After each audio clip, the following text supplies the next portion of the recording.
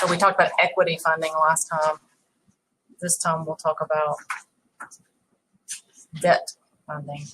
Liability funding. Hang on a second. I think I've done something weird. Make sure I share the screen. Bonds and notes. Hmm? Bonds and notes. Yep, bonds and notes. Okay. So start in chapter 14. We got familiar with corporations and the corporate structure last chapter. I did. It won't hurt to check. Yeah. And we talked about them selling stock as a method of raising money if they need money for anything, expansion or maybe, to pay off some things, whatever. So that, selling stock was one way for them to build their cash up. And we call that equity financing. In this chapter, we are going to be talking about bonds and notes or, other forms of debt to provide money. So this is a chapter on debt financing, which is using debt to finance with. Essentially getting loans of some sort or another. So there's short-term and long-term debt. And anything that's short-term, if you ever hear short-term or current, that's going to be a year or less. So it'd be due in, less than 12 months. So one thing that you might not have ever thought of, because I hadn't until I actually read this, when you have a company that buys something on account, so maybe they purchase merchandise like Walmart. Maybe Walmart buys, some products from Nabisco or something, and the invoice is due in 30 days. Well, that vendor essentially is giving them an interest-free loan for 30 days because they're letting them float. They don't have to pay on the spot, and they're not going to charge them interest for it. They just, are giving them the opportunity to pay later. So that is one form of short-term debt. They owe it, but there's no interest on it, so it's really a good deal. They're getting to continue to use their funds, for 30 days without having to pay for what they've already received. And then there's also short-term notes payable. Those are loans. That's borrowing money. That's like, you go to the bank and you need some cash, so you borrow some money and you're going to pay it back in a year or less. So that's what a note payable is. And so you also have long-term notes. And so I wrote that out to the side because it's not exactly included in your text that I saw. But long-term loans are loans you have that you take longer than a year to pay back, which is what most of us would probably have to do. So there's also long-term loans, long-term notes payable. And then another form of long-term debt for corporations, well, and even for other organizations, is bonds. So bonds are essentially just a loan, but these corporations can sell these bonds, and any one of us could buy one if we had the money to do it, out on the market, and we become a creditor to this corporation. We've loaned them money by buying one of their bonds. We're going to get interest payments at, whatever interval is set. And then, once the end of the term comes up, then we'll get our loan amount back that we've loaned them. So, like I said, any one of us could become a creditor to any of these corporations that are selling bonds. A lot of times you'll see churches selling bonds to just raise some funds for one thing or other. I've seen municipalities sell bonds. Have y'all heard, surely you've heard on the news before, you've heard parents or somebody talking about how City of Clinton has a bond issue up for vote. Y'all heard that kind of stuff before? Well, for the longest time, I had no idea what they're talking about. Y'all probably don't either, probably don't care. But, cause I didn't. But what that means is, that they need some money for something, like maybe to, build a bigger high school, or, not now, but, in the past. Build a bigger high school. Maybe they need money to, like in Brandon, they did one not too long ago to do some repairs to some of the schools that needed repairs, to do some expansion.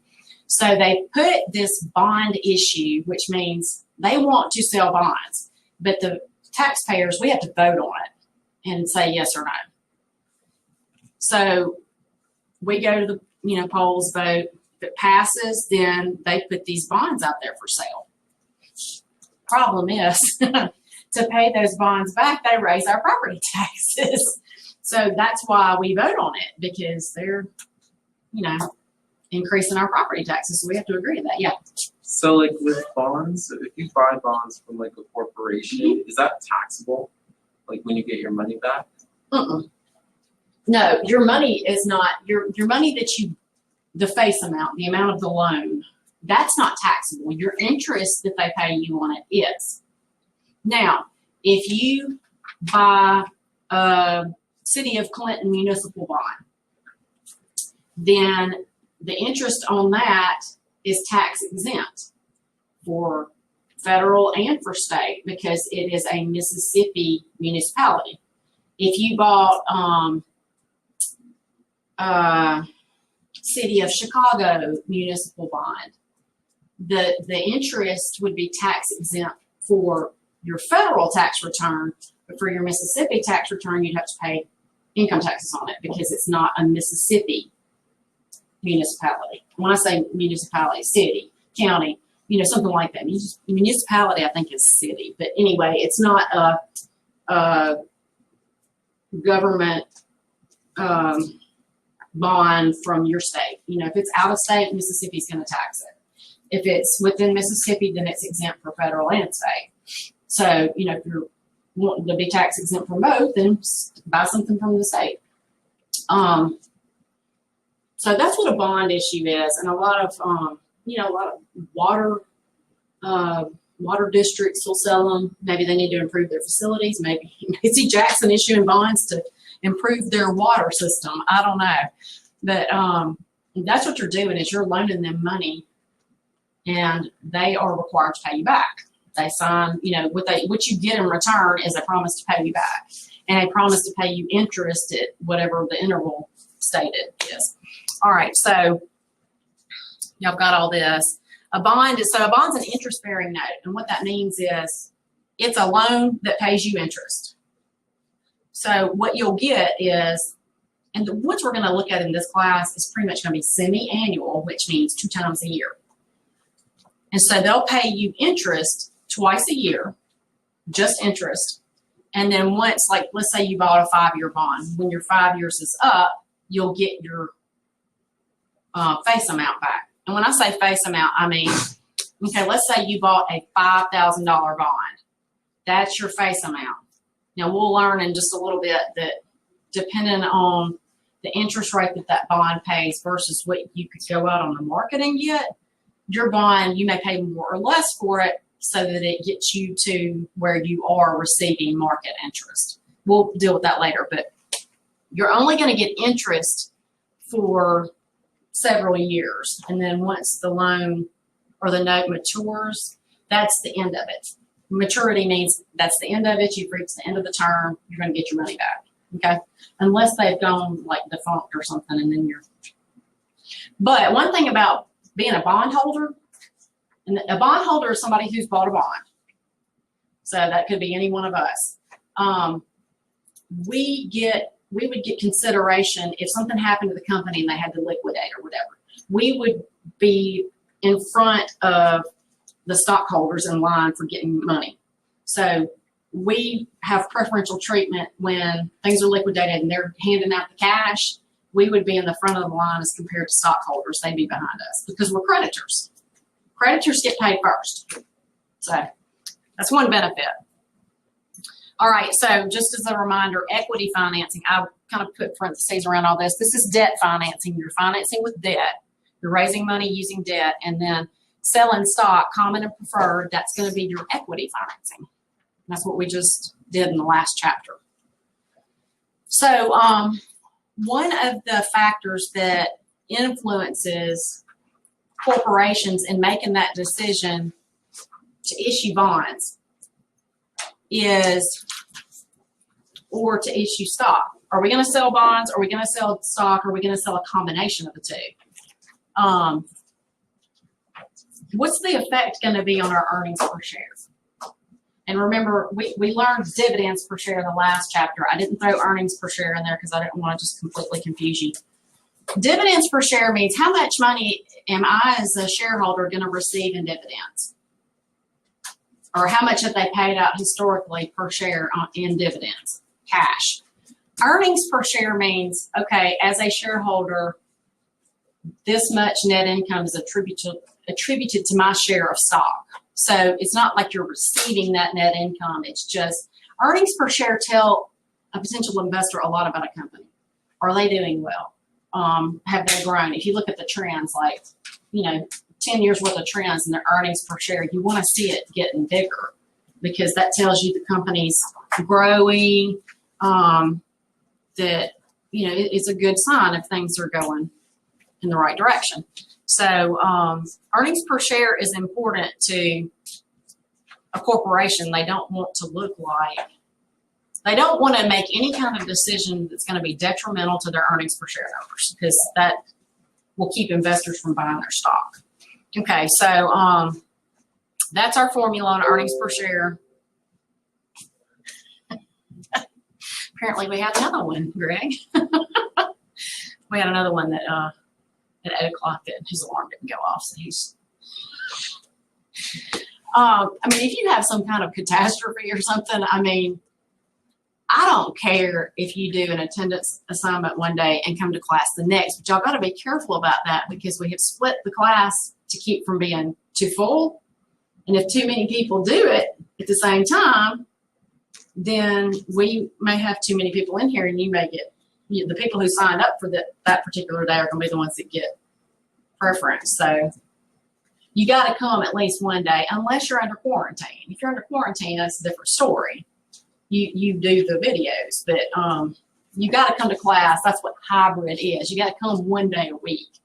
And then if, quarantine's a whole new animal anyway. If you're sick, if you got a stomach bug and you're picking up your toenails, don't come in here. I don't want you. I love you, but I don't want you in here. We don't want your crud. So, there are circumstances. Just use your best judgment, not lie. Lying irritates me. Usually I can sniff it out too. So, I'm a mother of 2 almost grown people, so I've heard a lot of excuses. Okay, so something else to think about in these financing plans, the bondholders, again, are creditors. So if something happens and these bondholders don't get their interest or they don't get their money back, they can sue the corporation. So they're looking at court action. If something doesn't go right, then if you got a whole bunch of bondholders, you're subjecting yourself to legal exposure, I guess. But as long as you pay them back and do what you're supposed to, all is well. Okay, so we're going to look at some examples on different combinations of stock and bonds. Like, but what if we just sell all common stock? Or what if we sell some common, some preferred?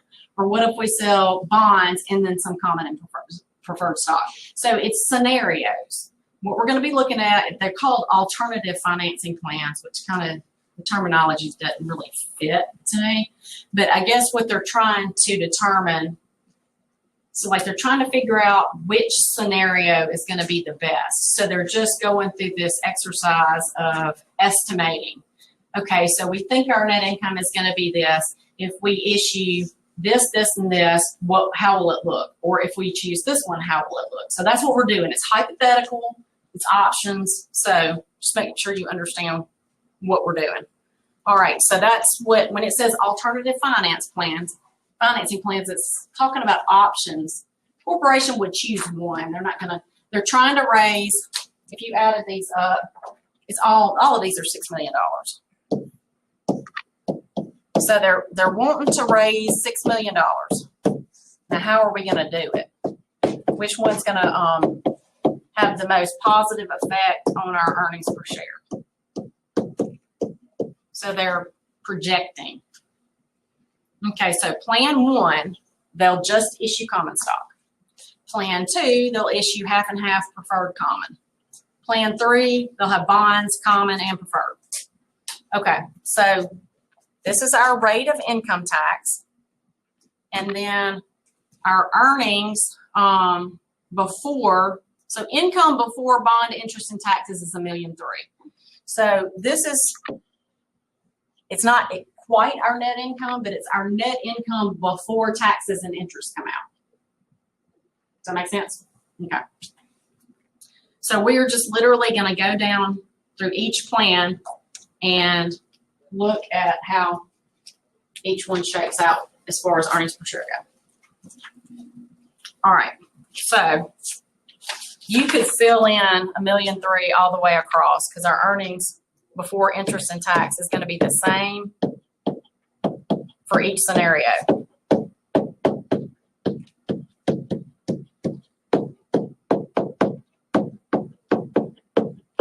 Okay.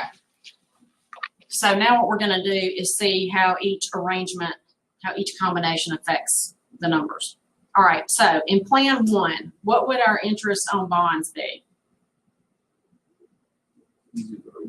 0.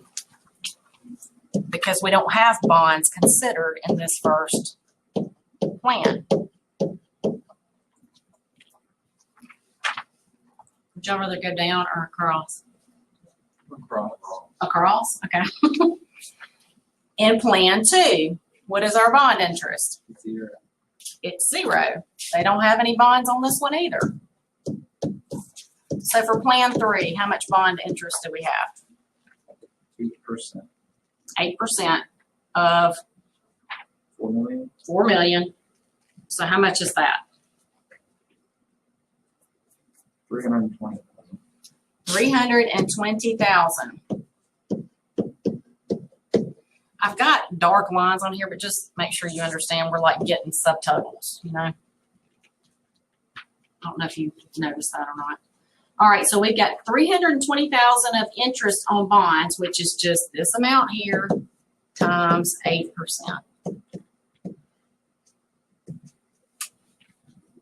Okay, so what is my income before income tax? How would I find that? Subtract it. So, I mean, you could put a minus if you wanted to. That's 980,000. Because interest is an expense. So they give us the $1.3 million before interest and income tax. We figure the interest, subtract it. That's going to give us income before income tax. Now, income tax is going to be 40% of that number, $1.3 million, $1.3 million, and 980. So how much would my income tax be on $1.3 million? It's 40%. 520,000. So for the first 2 plans, the tax is going to be the same because your income is the same, 520,000. So you're just taking 40% of the line above it. So what would it be on the last scenario? 392,000. 392,000 for this last one. Okay. So my net income, if you wanted to draw another line here. My net income for plan 1 is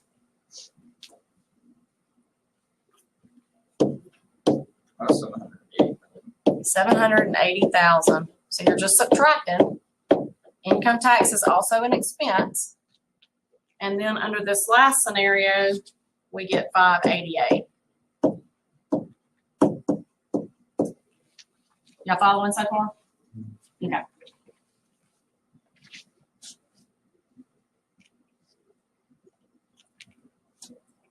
All right, so we have to calculate dividends on preferred stock because our earnings per share formula is net income minus preferred dividends divided by our common shares, because we're trying to take preferred out of the mix. Earnings per share is based on common shares. And remember that from last chapter, preferred shareholders are going to get theirs first.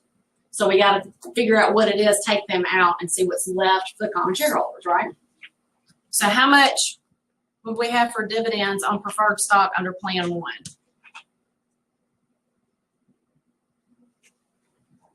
Zero. Zero, because we don't have any preferred stock in Plan 1. Okay, so the next thing we got to do is figure out how many shares of common stock we have outstanding. So what do y'all think? How can we find that? They didn't give it to us. How do we find that? Divide the 3 million by 50. Do what? What? Wait, Yeah, Brian. you lost me? You've got, it does have to be, something has to be divided, but where'd you get 3? Oh, I used the 3 million because that's how much they like paid in year 2. Oh, I got you. Yeah. Okay, so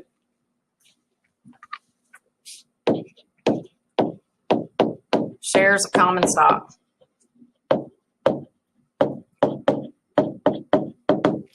So in this first plan, they have $6 million,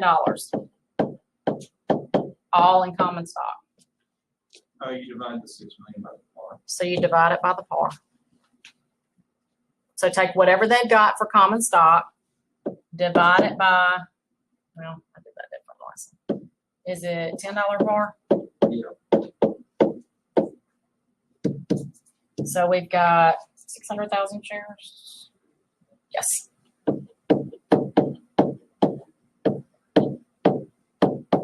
Does that make sense?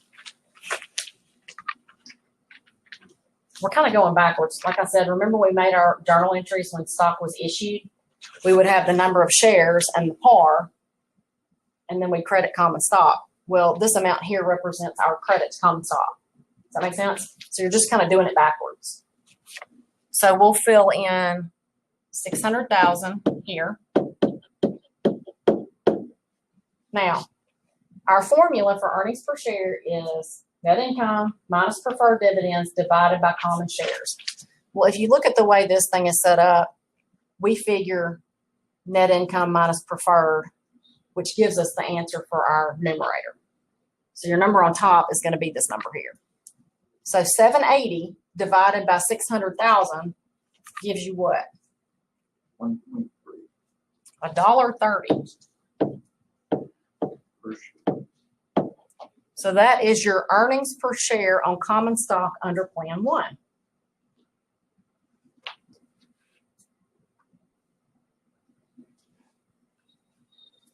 So let's see. Earnings per share. Net income. I don't know if y'all are going to be able to see this. Minus preferred dividends divided by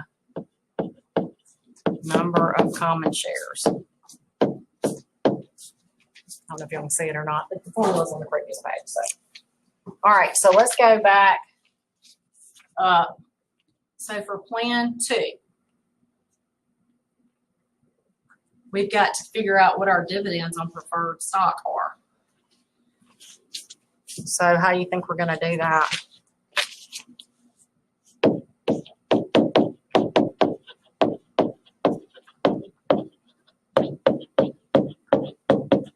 Well, the first thing you got to do is figure out how many shares you've got. If they tell us the dividends are, I mean, in the description of the preferred stock, it's $2.50 stock. So your dividends, preferred dividend rights are $2.50 a share. So how many shares we got? So you'll figure that out the same way you did for common. You'll take 3 million, oops, in the second one. 3 million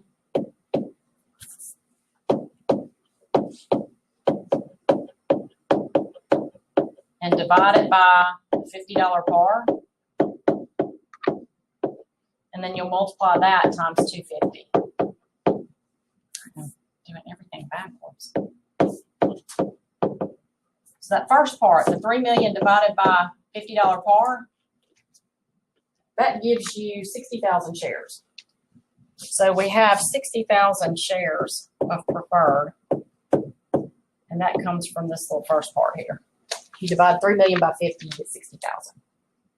Multiply that times $2.50 a share, that gives you the whole amount for all the preferred dividends. Does that make sense to y'all? Yes, no, maybe? Okay. All right, so you multiply that out, you get 150,000. So our preferred dividends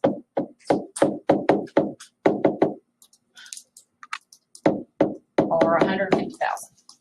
So we'll fill that in here.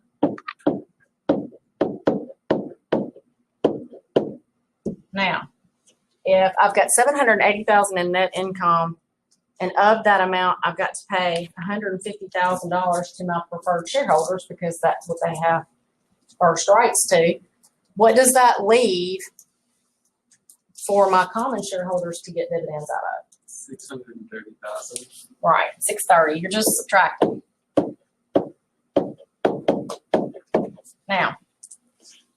Now we got to figure out how many common shares we have. Well, we got 3 million up there in our total common stock number. We're going to divide that by $10 par. And that gives you 300,000 shares. So we'll put 300,000 here. So just divide the 630 by the 300,000, and that's going to tell you what your earnings per share is. 2.1. $2.10? Okay. All right. Then on plan 3, dividends on preferred shares. We've got $1 million.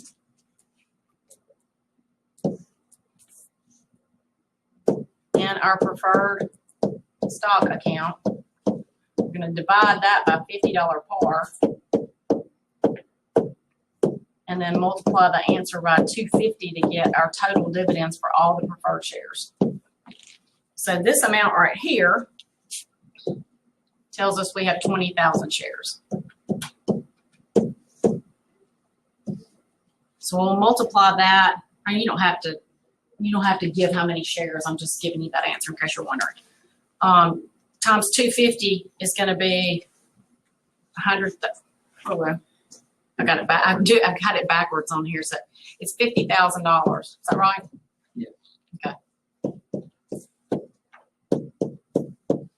I've got the preferred up there and the common down there, so I'm looking at the wrong thing after time. All right, so 50,000 is our preferred dividends number. So after we've paid these preferred shareholders 50,000, that leaves how much for our common shareholders? 530,000. That's it. Okay, so how many shares of common stock do we have? 100,000. Yeah, once you kind of get used to how this shakes out, it's easier to do. So 100,000 shares on this last scenario. So we'll just drop that number in here.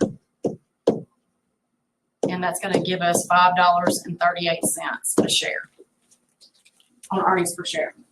So based on this projection, if they have income before income and taxes of $1.3 million, then which scenario looks best? Which one would you choose if you were making this decision? Because you want your earnings per share to look as good as possible. Plan 3. Plan 3 looks best, right? Okay. So we're going to do example 2. A lot of the numbers are going to be the same. So, in fact, the only thing we're changing on example 2 from example 1 is the amount of income before interest and taxes. So you can see based on how much income we're playing with, the answer is very different. Is it all right if we put a parentheses whenever we're subtracting? I mean, yeah, you can. I don't know what it's going to look like on Cengage, but yeah, I mean, if you did that, I mean, this is a worksheet, you know. So yeah, if you wanted to, that's fine. I mean, we know you're not gonna pay negative dividends, so, yeah, that's okay. All right, so look at example 2. Maybe. All right, so we got the same information. The plans are the same. On this one, I actually totaled them. No, it's the same. All right, so my income before interest and taxes is $300,000. So we're going to see what that looks like. So you can go ahead and write $300,000 all the way across because that'll be the same regardless. That's our starting point for every projected plan. All right, so interest on bonds. I mean, you can look back at your last, on example 1. For the first 2 plans, we didn't have any interest on bonds because there's no interest plan. I'm going to lose my balance in a minute and fall over. That Sunday, I almost fell down in front of a lot of people. All right, so plan 3. Based on your last example, we know that 4 million times 8% is 320,000. Well, that's not good because that's going to create a net loss. On these other ones, it'll still be 300 because we don't have bonds considered here. All right, income tax, still 40%. So we're going to have to figure the 40% of 300,000. So just multiply the 2.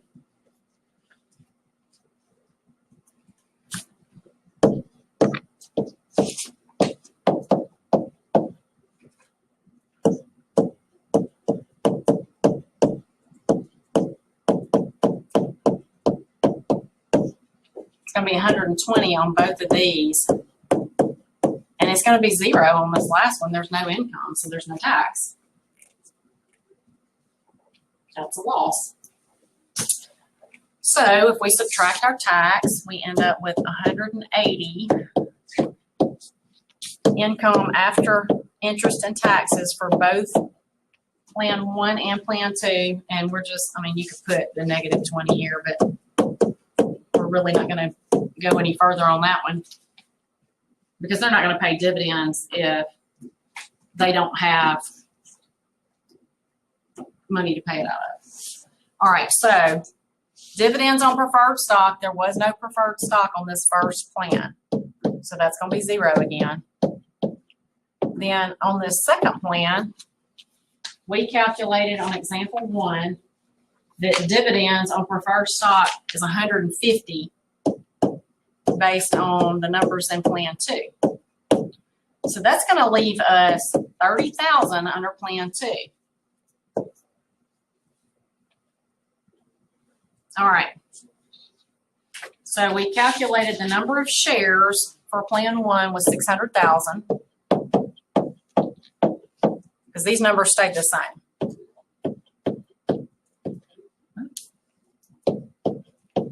We have 300,000 shares on that one. Third one doesn't matter. We're not going to calculate anything. So if you do the division on this one,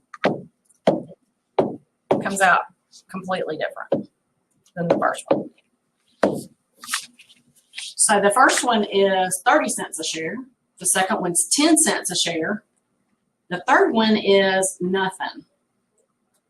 So you can see based on a difference in the net income amount, it's quite a different result.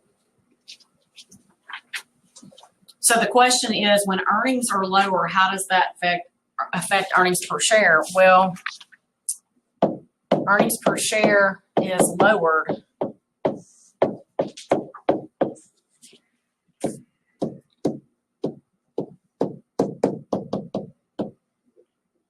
when net income drops and bonds are in the mix.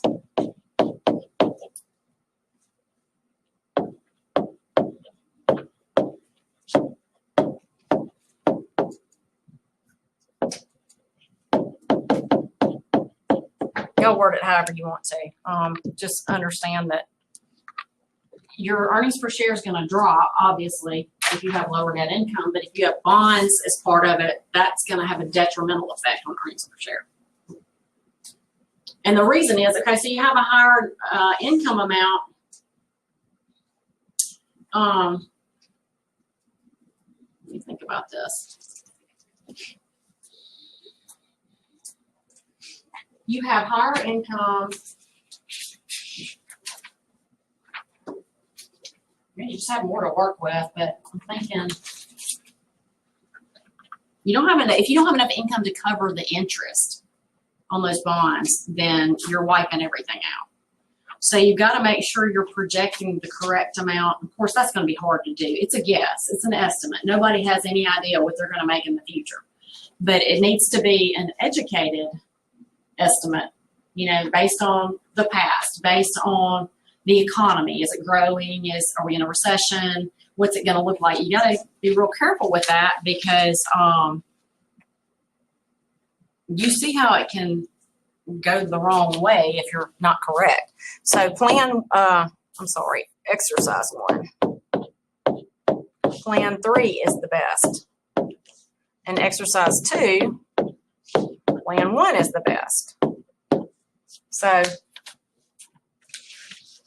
a change in net income can really affect how that looks. Okay, example 3. Y'all take a stab at it. There's only 2 plans on there, so you don't have to do quite as much. Give it a shot and see how you do. I'll give you 5-10 minutes, something like that.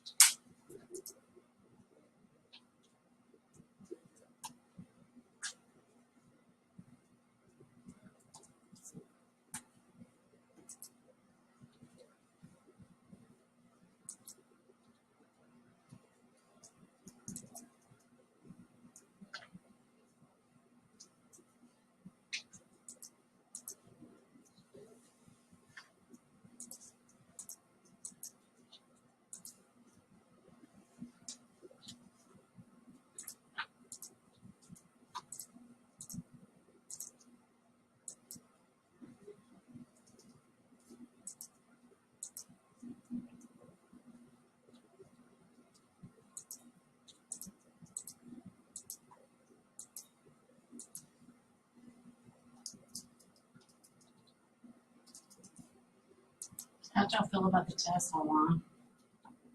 All right. First class, everybody said they hated it. But at least it was like a homework and quiz, so it was at least a little, you know, more consistent. It was consistent with what they've seen, so they weren't completely bad with it. Yeah, it seemed familiar. Like it didn't seem bad. Some people just like to do things like that. Yeah, I do too. I do too. As well, I didn't have to type out PIC in excess or whatever. Yes. I was Well, like, you can copy drop it. down menus, yeah, I can Yeah, do you can those. copy and paste it, or you have the drop downs.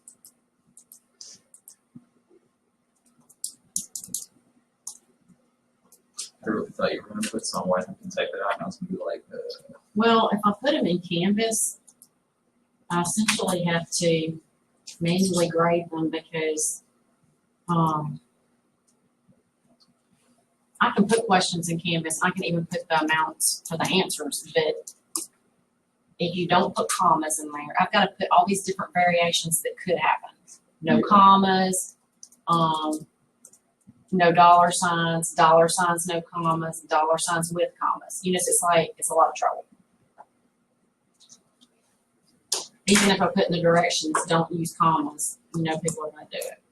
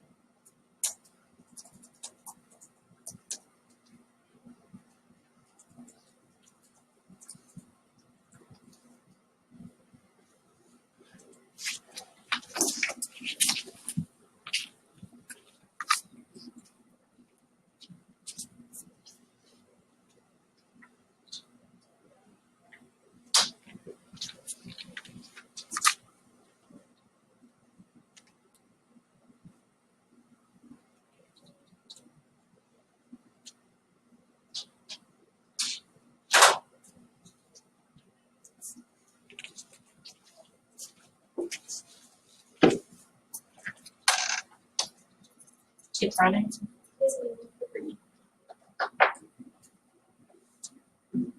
Yeah, I won't forget all this stuff when you get on the homework. I had a couple of people online, my online class, and I'm sure, you know, you get to staring at the computer and doing all that stuff online. It starts. Not having regrets. Huh? Everyone's just not having regrets. You don't like the graph? I love the graph. Oh, you do? Well, I can put blank ones out there for you to use for your homework if you want to have them. So you just have to print them out. And, yeah.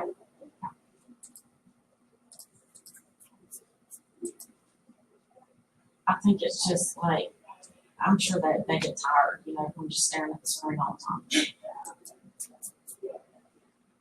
Online is not easy at all.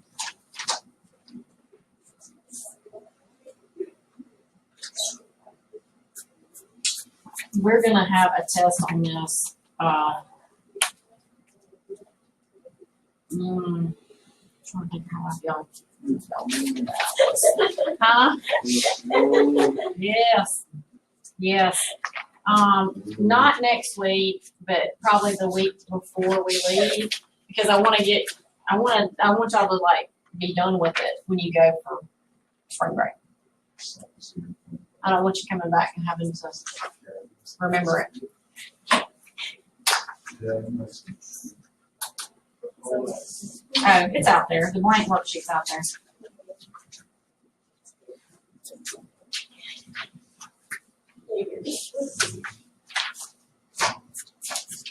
It just doesn't have like the top piece of information that's gonna be part of your problem. It just has the worksheet part at the bottom.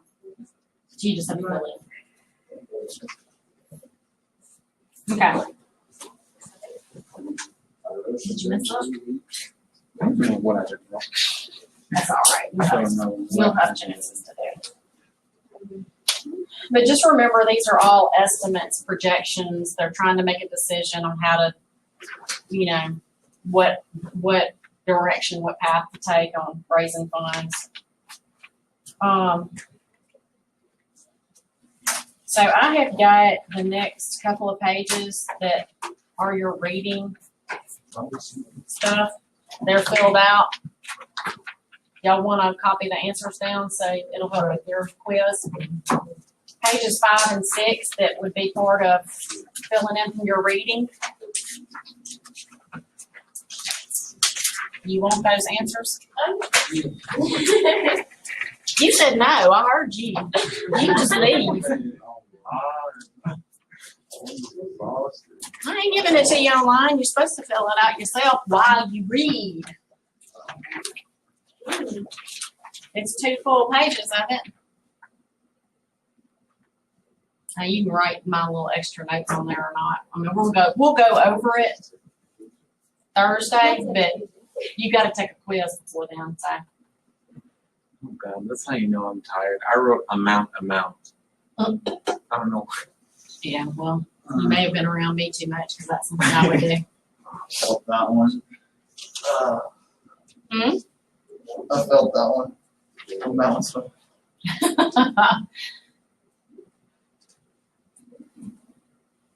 Oh, I got you. I should sit facing out and read out.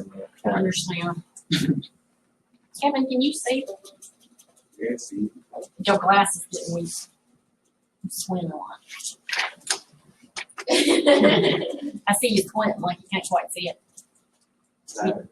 Yeah, I understand. That's what I'm saying. Why y'all tired? Y'all had a week. I had 2 weeks off, and then I had practice for 2.5 hours yesterday. And I'm about to Practice for soccer? You are young. There's your problem right there. You don't eat right. That will wear you out. You got to get the right kind of fuel. I was gonna say I'm getting old. I'm already tired. This way? Up. I'm a lot. Look, the whole week we were off. I mean, couldn't go to the grocery store because they're all closed. So we were. No, they won't. Well, They just ain't had we weren't going. We ate what we had left, which was mostly like, when I sit at home and I can't go anywhere, I have a tendency to eat junk. So I felt crappy from eating junk, and then I couldn't get out. The gym was closed, and I couldn't run. That's all I ate was junk food. That's why I feel bad. Well, don't do that anymore. That's all I had was smoking. That's all you have where? That's all I had was smoking. Oh, I know. Yeah, some people didn't. That'll teach you, huh? I had some. I mean, I made taco soup, and I baked some chicken towards end of the week because I was starving. The generator, because the lights were off, the power was off for like a week. And as soon as he bought it, my sister called and said, Oh, no. I would return it. You're going to end up needing it at some point. Yeah, but it's rarely gonna snow like that again. Yeah, but you just don't ever know. Like, what about a hurricane? Hurricane Katrina wiped us all out for a while. Everybody's food went bad. I mean, you just never know. My parents have had one for like 30 years. And it it took him and my dad and my brother working on it for a while to get it cranked, but they got it cranked. Nothing was really wrong with it. I think they hadn't flipped some switch that was getting the fuel to it or something. Of course, they both felt stupid. But, you know, if you don't look at it very often. Cheater? Y'all tell me when to scroll up.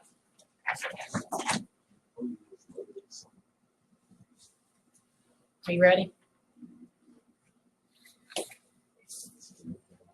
mean, you don't have to copy them. It's just an option. Oh.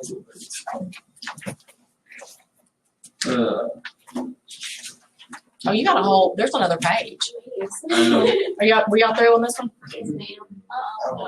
Well, how much you got? Did I get it? You need more? Did I get it? I mean, is it up high enough? You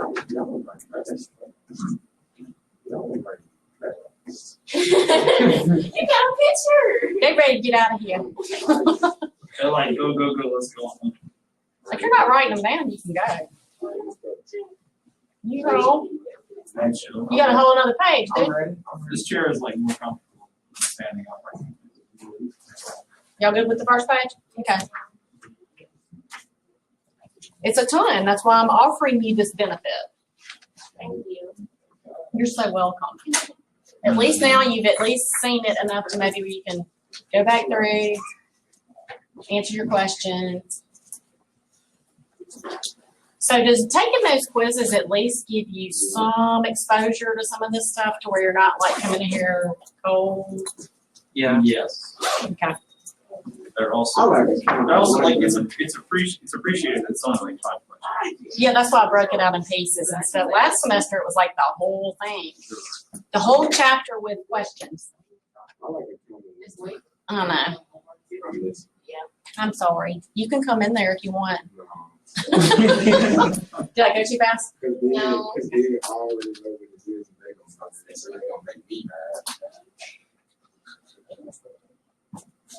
Just go in there and start yelling at them. How do you not know how to journalize this yet? Especially at the end, where I was trying Y'all. so hard to get an A in your class at the end because I was so close. And I was like, it ain't gonna happen. I'm just gonna stop. You can't quit. My accounting 2 class this morning, they're like half dead. It's kind of pitiful. So is the 8 o'clock class. Y'all are more lively. Y'all have had some more time to wake up. Yeah. I tried, but I take I'm not Japanese. finished. You did what? I take Japanese at 8 o'clock. Ooh, that's bad, yeah. Yeah, let me tell you. But I would, What's worse is statistics at 9:30. That's what's worse. I would venture to guess that the 8 o'clock students think that accounting is bad at 8 o'clock. For any 8 a.m. classes, so I'm sorry. It really does, yeah. I always took them though so that I could be done and I could go and take a nap. You gotta see what 8 a.m. classes starting next Huh? semester. I woke up an hour early today because I thought I had a class. Was this your first class? Oh, like And I have to get up. I get up like 7:30 on Tuesday and Thursday. And then like 7 a.m. on Monday. If I had an 8 a.m. class, it'd be worse. I'd be like, I have to get up at like 6 a.m. every day, and I don't want to do that. no, I get up at 5:30. What does that word mean? Which one? Amortize? Amortize? Amortize? That means to. You're gonna explain it, and I'm like, we're gonna I remind you am. to explain it on Thursday. I am because there's a note. I've actually got a note to write on there. It's a portion of a bond or discount or a bond premium transferred to interest expense over time. It's kind of like depreciation, but since it's interest, we're calling it amortization. It's every time since you're selling the bond for a different amount than face, you've got this difference that you have to deal with a little bit each time you pay interest. So it's gone when you finish. Oh, Yeah, okay. like It's kind of like Oh, like if you like discount it or whatever, it's like yeah, okay, that makes sense. It's weird, but it makes sense. Yeah. It's accounting.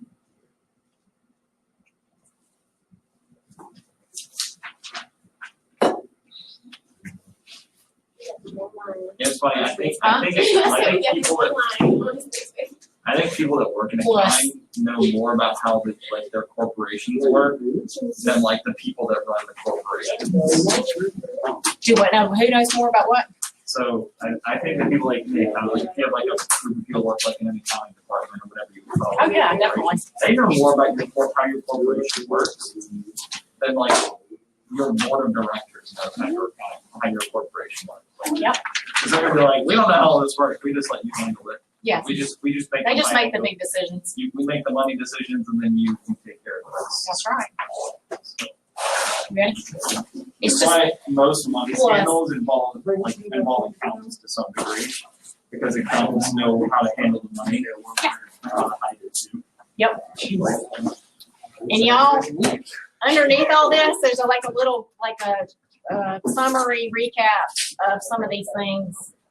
It's kind of a shorter version for you to kind of refer to. All right. I don't know why I'm tired.